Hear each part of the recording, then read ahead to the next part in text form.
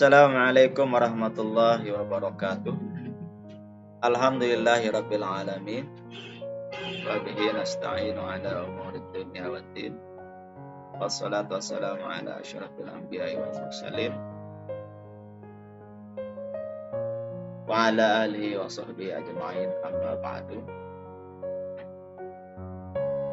Alhamdulillah, mahasiswa-mahasiswi yang Bapak banggakan, kita berjumpa lagi siang hari ini dengan mata kuliah akhlak tasawuf. Kita akan membahas kelanjutan dari materi-materi sebelumnya, yaitu aspek yang mempengaruhi bentuk akhlak. Akhlak dalam arti tingkah laku, perilaku, perangai, budi pekerti yang seperti sebelumnya kita sudah bahas. Nah, di bentuk akhlak atau perilaku dipengaruhi oleh beberapa aspek. Rekan-rekan mahasiswa, aspek yang mempengaruhi bentuk akhlak itu setidaknya ada 6. Pertama ada insting, kedua ada faktor pola dasar bawaan, sifat bawaan, turunan. 3, faktor lingkungan. Faktor lingkungan ini nanti ada alam, ada pergaulan. 4 itu ada faktor kebiasaan. Bentuk akhlak atau perilaku juga dipengaruhi oleh faktor kebiasaan. Selanjutnya 5 ada kehendak. Jadi faktor bentuk akhlak atau perilaku. Terakhir yaitu faktor pendidikan. Ya, rekan, kita akan bahas satu persatu ya.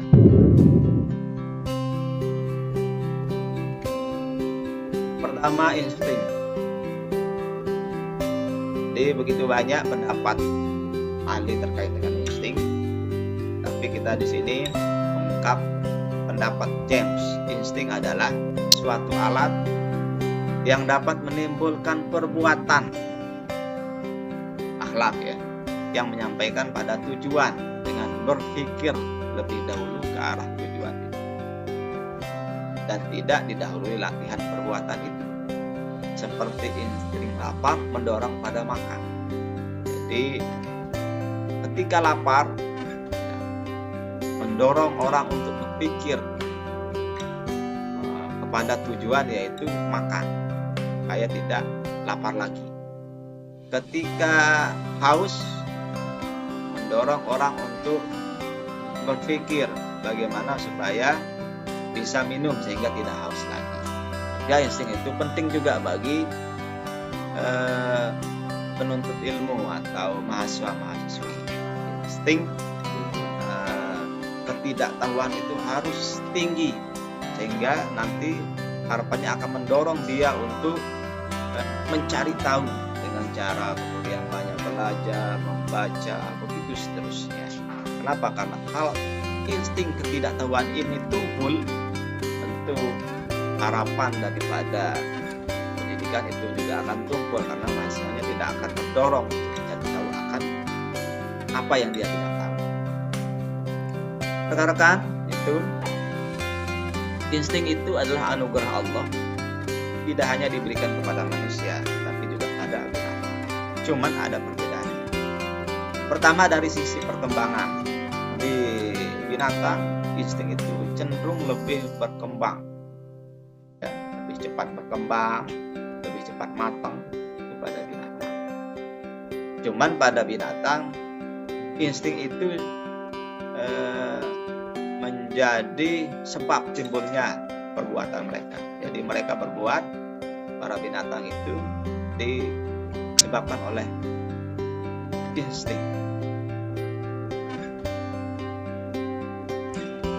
Kalau pada manusia, insting itu tidak berdiri sendiri tetapi dibarengi dengan akal, dan itu tidak terpisahkan dan tidak boleh terpisah. Jadi sehingga pada diri manusia, insting itu sebagai penentu tujuan yang dikehendaki. Ya, insting sebagai penentu tujuan yang dikehendaki pada manusia. Sedangkan akal di saat yang sama berperan sebagai cara untuk mewujudkan hasil yang ingin dikehendaki oleh insting itu sendiri. Ya, ada proses kalau pada diri manusia. Dari akal, bahkan pada binatang tidak ada proses. Selanjutnya, insting ternyata juga dapat lenyap. Manusia ini sudah diaturkan insting. Nah, insting yang ada itu bisa lenyap dan juga bisa ditumbuh kembangkan. Tentunya sesuai dengan kita memanage atau mengatur insting itu sendiri, mana yang harus dilenyapkan, mana yang harus dikembangkan. Cara mendidik insting itu ada kalanya dengan menolak insting itu sendiri, ada juga dengan cara menerima insting itu sendiri. Contoh kasus misalnya, kalau si anak geraknya over, terlalu aktif, dan itu berbahaya bagi perkembangannya, maka caranya di situ adalah harus menolak instingnya dengan cara bagaimana menghalangi gerak anak itu supaya menjadi sedang, tidak over lagi, menjadi sedang sesuai dengan kebutuhan. Kalau misalnya kasus lain, si anak itu sangat pendiam, saking pendiamnya tidak bisa dibuat kreatif, maka caranya adalah dengan menolak insting pendiamnya itu, kemudian memberikan motivasi untuk bergerak dan aktif. Jadi agak ditumpulkan insting dasarnya, kemudian dibangkitkan insting. Itu ya cara. Dan pada diri manusia itu sangat perlu bagi mahasiswa-mahasiswi, kalau tadi instingnya yang banyak itu adalah malas belajar, tidak mau pedulian terhadap keilmuan, itu harus ditolak, dan kemudian menarik motivasi-motivasi yang akan menggerakkan dia untuk bersemangat untuk belajar, menghilangkan kebodohannya. Bahaya kalau terbalik ya. Oleh karena itu insting sangat membentuk perilaku diri kita, terlebih sebagai penuntut ilmu, dan ini menjadi modal kita sebagai mahasiswa, sebagai penuntut ilmu untuk mencapai kepada. Jadi tadi gerak kita rajin apa tidak itu bisa dipengaruhi oleh insting. Ya. Macam-macam insting. Ya. Insting itu ada 3 macam. Pertama, insting menjaga diri sendiri itu ada pada makhluk baik manusia maupun binatang. Yaitu menjaga diri supaya aman, supaya lestari, berkembang, itu ada pada diri manusia maupun binatang. Binatang mempunyai insting untuk menjaga diri terus berkembang, punya keturunan pun pada manusia. Jaga diri supaya tidak punah. Pun manusia begitu, setiap kita pasti menginginkan keberlanjutan daripada diri kita dalam bentuk turunan. Kedua, insting menjaga lawan jenis. Dua insting ini menjadi pokok bagi perilaku manusia, dan keduanya bisa melenyapkan insting-insting yang lainnya. Dan dalam perjalanannya, yang kedua sering mengalahkan yang lain. Jadi insting menjaga lawan jenis itu dalam perjalanannya sering menindih insting menjaga diri sendiri. Contoh, ibu mempunyai insting menjaga diri sendiri, tetapi kalau dihadapkan dengan misalnya anak, maka dia akan cenderung menumpulkan insting menjaga dirinya sendiri demi anaknya. Itu sangat sering terjadi. Atau misalnya suami kepada istrinya atau istri kepada suaminya, sering akan mengorbankan insting dirinya sendiri demi lawan jenisnya. Dan ini sangat banyak terjadi. Selanjutnya, insting merasa takut. Ya, insting takut gagal, takut miskin, Ya, ini sangat penting untuk ditingkatkan ini insting takut juga pada diri mahasiswa sebagai penuntut ilmu juga sangat penting. Seberapa takutnya dia akan kegagalan, maka diharapkan sebegitu juga nanti besar peluang dia untuk terus mengejar cita-citanya. Seberapa besar dia takut untuk gagal dalam presentasi, diharapkan nanti begitu juga besarnya dia etos semangat dia untuk berusaha sempurna dalam presentasi atau menyampaikan materi. Begitu seterusnya. Takut miskin, ini sangat takut terlambat, takut tidak disiplin. Ini perlu, ya. Jangan-jangan ada yang slow, jarang masuk, ini ya nggak ada di sini ya, atau tidak peduli terhadap pelajaran. Nah, mungkin itu insting takutnya yang perlu ditingkatkan.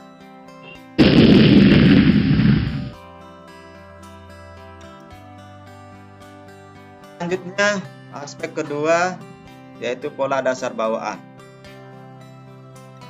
Ada dua teori yang mengemukakan turunan atau bawaan, yaitu pertama, turunan atau bawaan sifat manusia. Dengan ini manusia bisa unggul dari yang lainnya, bisa unggul dari hewan. Anak bisa mewarisi bawaan dari orang tuanya, gitu ya. Baik itu kecakapan ataupun perawakannya. Tetapi tidak 100%. Karena antara kedua orang tua kadang memiliki sifat yang berbeda. Artinya bahwa si anak mewarisi sifat orang tuanya, tetapi ia juga menjaga kepribadiannya dengan sifat tertentu yang berbeda dari orang tuanya, yang tidak dicampuri sifat dari orang tuanya. Begitu juga pada keperawakannya, fisiknya, bisa cacat atau sempurna, merupakan warisan dari orang tua, bawaan dari orang tua. Nah, karena itu sering kita menemukan orang tuanya cerdas, dia ikut cerdas. Orang tuanya cacat, dia ikut cacat. Itu seterusnya. Atau bisa juga misalnya bukan anak yang mewarisinya tetapi cucunya, itu bisa terjadi secara genetik. Sifat yang diwarisi bukan matang sempurna, tetapi hanya berupa persiapan saja. Sebagai faktor pendukung, bukan faktor utama. Ia sebagai penunjang kalau dia mengatakan. Jadi sebenarnya begini, kalau orang tua kita memiliki kelebihan, misalnya cerdas, maka si anak juga menerima pola dasar bawaan, sifat orang tuanya itu cerdas. Tetapi kalau itu tidak dioptimalkan, tidak difungsikan, maka tidak berhasil juga. Karena itu ini adalah faktor pendukung. Kalau difungsikan, maka akan menjadi pendukung dari keberhasilannya. Tapi kalau malah tidak potensi itu tidak diperhatikan, maka tentu tidak berhasil juga. Saya rasa di sini ada yang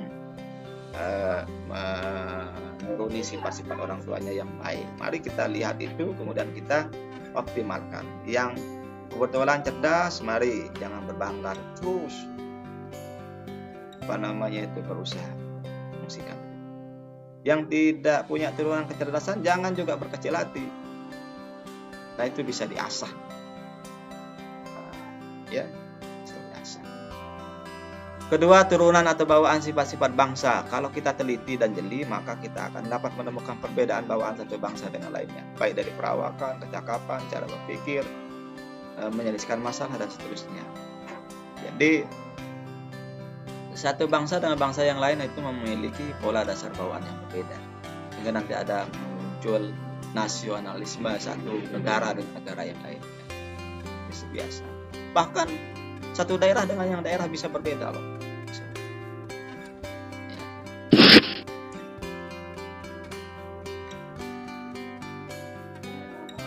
Selanjutnya, aspek lingkungan. Apa itu lingkungan? Lingkungan adalah sesuatu yang melingkupi tubuh yang hidup. Kalau itu tumbuhan, maka lingkungannya adalah tanah dan udara. Kalau itu manusia, maka lingkungannya adalah lautan, daratan, darat, sungai, negeri, bangsa, dan begitu seterusnya. Lingkungan dimaksud itu ada dua, yaitu alam dan alam. Jadi perhatian sejak zaman Plato masalah lingkungan alam ini ya. Ibnu Khaldun dalam bukunya Al-Muqaddimah nyatakan bahwa alam mempunyai pengaruh terhadap manusia, baik tubuh maupun akalnya. Orangnya itu keras, orangnya lembut, itu dipengaruhi oleh juga alam. Kalau orang yang tepatnya yang cenderung tandus, panas, akan memiliki sifat yang berbeda dengan orang yang berada di tempat yang dingin, banyak air ya. Ahli sejarah tempat dan keadaan suatu negeri mempunyai pengaruh pada kemajuan. Tempat kelahiran manusia itu dapat membatasi sekedarnya akan sifat-sifat. Adakah ia pandai atau bodoh, malas itu rajin, maju atau mundur, itu ada pengaruh alamnya juga. Namun meski begitu, manusia tidak boleh bergantung pada apa yang melingkupinya, karena dia sudah diberi akal dan kehendak untuk memanfaatkan kanan kirinya untuk kepentingannya. Dan ukuran seseorang itu berhasil atau gagal tergantung pada kemampuannya untuk menguasai apa yang melingkupinya dan memanfaatkan kanan kirinya untuk kemanfaatannya. Dua, lingkungan pergaulan. Pergaulan itu meliputi rumah, sekolah, pekerjaan, pemerintah, syiar agama, ideal, keyakinan, pikiran, adat istiadat, pendapat umum, ya, bahasa, kesusastraan, kesenian, pengetahuan, ya, singkatnya semua yang diperbuahkan oleh kemajuan manusia. Manusia dalam masa kemundurannya banyak dipengaruhi oleh lingkungan alamnya. Tapi apabila ia sudah mulai bisa maju dan berkembang, maka lingkungan pergaulannya ya yang menguasainya, sehingga ia dapat mengubah lingkungan dan menyesuaikan. Banyak kita artinya tidak boleh bergantung pada lingkungan.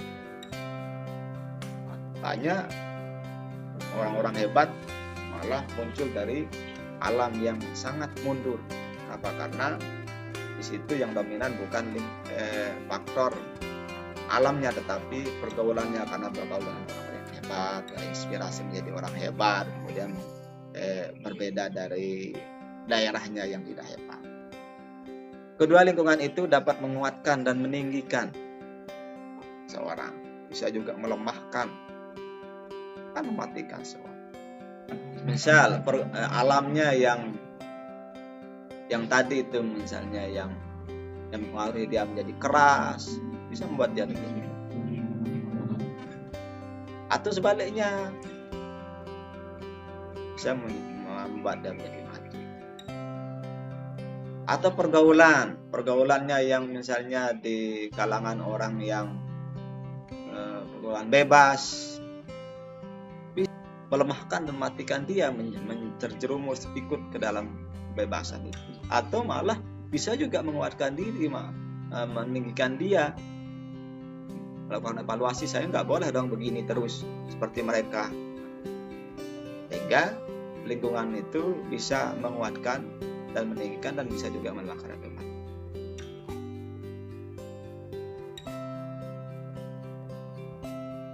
Keempat, yaitu faktor kebiasaan. Apa itu kebiasaan? Kebiasaan adalah perbuatan yang diulang-ulang terus sehingga mudah dikerjakan bagi seorang, seperti berjalan, berpakaian, berpidato, dan lain-lain. Itu mungkin bagi orang yang belum biasa, berpidato itu hal yang sangat sulit. Tapi kalau sudah biasa, artinya terus diulang-ulang, akan menjadi hal yang mudah, akan sistematis dia mengeluarkan apa yang perlu dia sampaikan. Begitu juga bagi mahasiswa menulis, mengarang, membuat makalah. Kalau belum terbiasa, ya akan bingung mulai dari apa, mau diakhiri dari apa, mau isi apa. Tetapi kalau sudah biasa, akan alir. Oleh karena itu, mahasiswa perlu menekankan faktor kebiasaan ini untuk menopang cita-citanya. Membiasakan diri pada hal-hal yang bisa menyampaikan pada tujuan dia kuliah.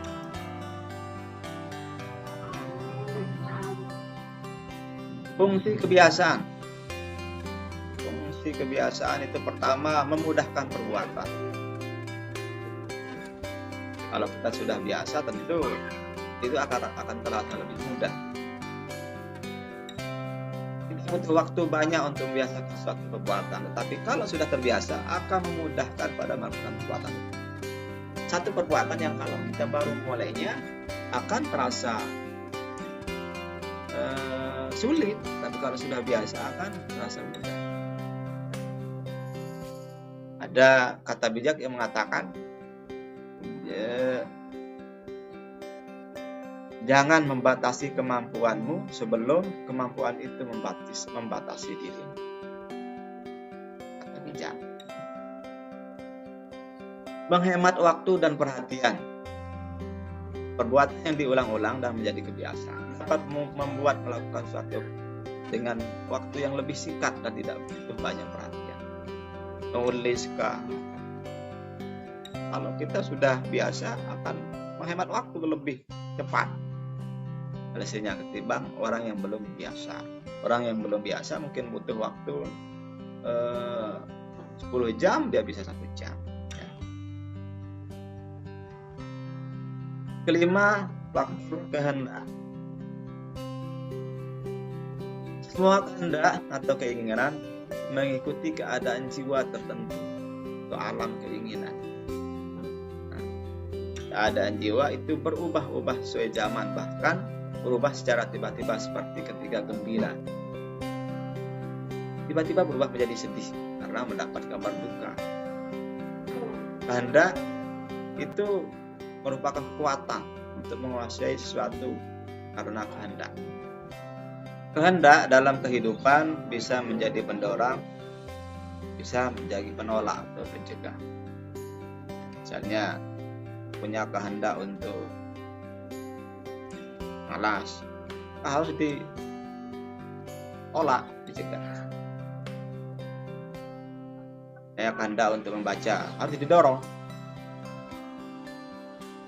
Ini harus ada pada diri kita selaku penuntut ilmu sebagai mahasiswa-mahasiswi.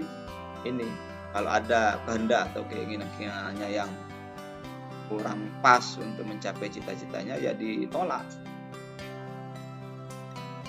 Entah itu malas hadir kuliah, entah itu malas bikin makalah, itu ditolak. Selanjutnya itu aspek pendidikan. Nah, ini yang terakhir, jadi aspek yang mempengaruhi bentuk akhlak. Pendidikan sangat mempengaruhi jiwa anak didik. Akan diarahkan kemana anak didik atau perkembangan kepribadian anak itu didik sangat dipengaruhi oleh pendidikan. Nah, pendidik itu adalah agen perubahan, sehingga jelas anak mau dibawa kemana.